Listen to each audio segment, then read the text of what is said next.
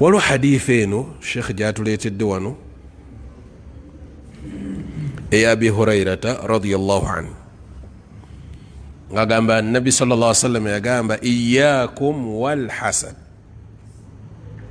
iyyakum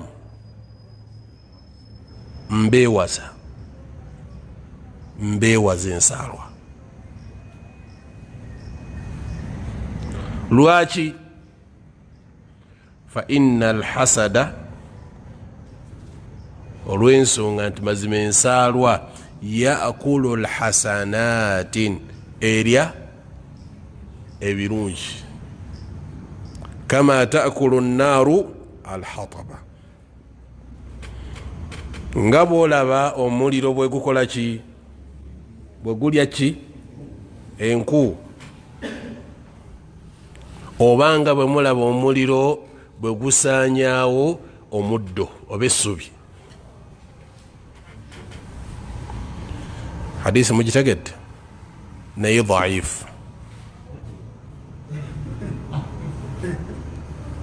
mugitegedde dhaifu si ntuufu ku nabi sallallahu alaihi wasallam.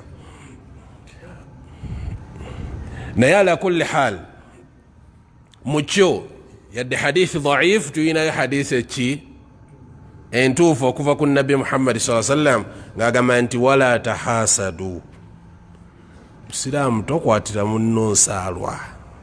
Hadisi entuufu weziri eziri muttafaqun alayhi, naye eno abamanyi bonna bajegattako ku bunafu bwayo.